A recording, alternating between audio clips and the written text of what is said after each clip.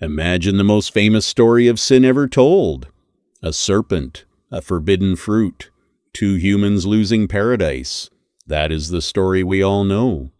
But what if I told you that by the time Adam and Eve took that bite, the universe was already broken? What if the first sin didn't happen in a garden, but in a throne room? The Bible opens with, "In the beginning God created," but before the stars, before the seas, and before the dust of the earth was shaped into man, God built a heavenly host. He created beings of pure fire, intelligence, and unimaginable power, angelic beings. And among these majestic creatures, he placed three archangels who stood at the very center of his presence. There was Michael, the protector, the warrior angel responsible for the defense of heaven. There was Gabriel, the messenger, the divine herald who would bring news from God to the universe. And there was Lucifer, the light bearer, the most beautiful, the most gifted, the most worshipful being God had ever fashioned. According to the prophet Ezekiel, Lucifer was the seal of perfection, full of wisdom and perfect in beauty. He wasn't just an angel, he was the worship leader of heaven. His very purpose was to reflect the glory of God back to God. He stood at the helm of celestial music, orchestrating the praise of 1 billion angels. But something happened. In the quietest, most hidden moment of eternity, the first sin was conceived.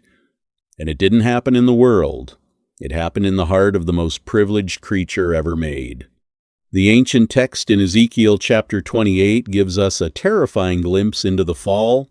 It reads, "Your heart became proud on account of your beauty, and you corrupted your wisdom because of your splendor." You see, Lucifer was given a sacred job. He was to lead worship. But worship has a dangerous side effect.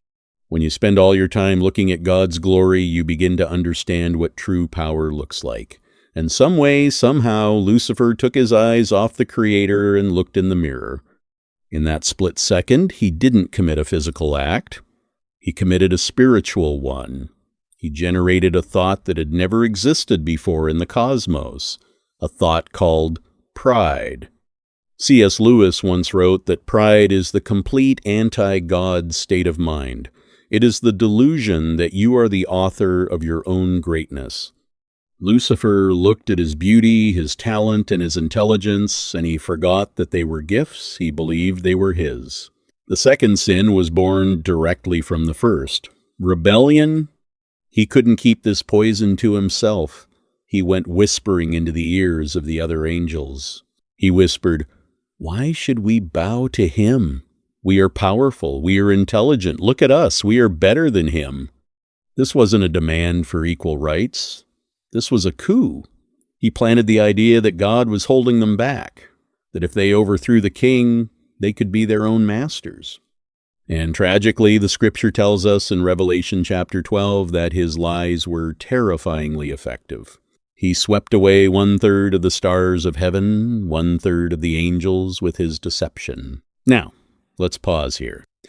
A lot of people ask, if God is all-powerful, why did he let the rebellion start?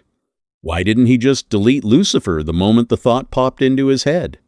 The answer is deeply profound. God created angels with free will. They were not robots. They were sons and daughters of light. True love cannot exist without the possibility of choice. God would rather allow the potential for war in heaven than force his creation to love him, but now that choice had been made. The moment of pride had escalated into a full-blown insurrection. This is where Michael enters the story. The scripture says in Revelation 12, "Then war broke out in heaven. Michael and his angels fought against the dragon, and the dragon and his angels fought back."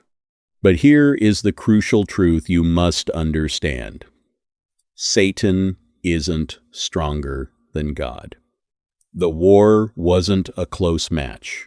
It wasn't a duel between equal powers. Michael wasn't fighting because he was worried he might lose. He was fighting because God's holiness demands that sin be expelled. Scripture says the dragon was overcome not by Michael's sword, but by the authority of God. The battle lasted only moments in eternity, but the impact was eternal. The rebellion of 1/3 of the angelic host was utterly crushed. Jesus himself later said, "I saw Satan fall from heaven like lightning." Imagine that. Lightning doesn't fall gently. It falls violently, instantly, and completely. One moment Lucifer was the conductor of heaven's choir, standing in the presence of the Almighty. The next moment, he was plummeting through the cosmic abyss. He was cast out. He was stripped of his title. He was no longer Lucifer, the light-bearer. He became Satan, the accuser, the adversary. But this is where the story gets incredibly terrifying for us. Lucifer didn't fall alone. The scripture says in Revelation 12:4 that his tail drew 1/3 of the stars of heaven and threw them to the earth. These were the angels he corrupted, the angels who listened to his whispers. Today, we call these fallen angels, demons. These are not ghosts. These are not mere spirits of dead humans. Demons are the original rebels. They are the ancient angels who chose to side with pride over submission to God. And they did not land in a fiery prison, at least not yet. They landed right here. They roam the earth today. They are not omnipresent like God, but they are powerful, intelligent, and ancient entities. They cannot create physical matter, but they can manipulate it. They cannot know your thoughts, but they can observe your behavior and whisper suggestions into your mind, just like their master did in heaven. The Bible warns us in Ephesians 6 that our struggle is not against flesh and blood, but against the rulers, against the authorities, against the powers of this dark world. When you feel that sudden urge to lie, to cheat, to envy, or to destroy, you are not just battling human nature. You are touching the residue of that very first sin. The same pride that infected Lucifer wants to infect you. It whispers, "You deserve more. You are better than them. God is holding you back." Every single evil we see in our world today, every genocide, every betrayal, every broken home can be traced back to that single, quiet moment in heaven. The moment an angel looked at his own beauty and chose himself over his maker. But here is the beautiful, ultimate twist to this story. The first sin happened in heaven, but the solution to that sin came to earth. Lucifer fell like lightning to invade a planet, but Jesus descended like a seed to redeem it. The pride of Lucifer brought death. The humility of Christ brought life. The enemy thought he had won when he orchestrated the crucifixion, but in reality that cross was the trap set by God to crush the head of the serpent. The first sin was pride, and the ultimate victory is surrender.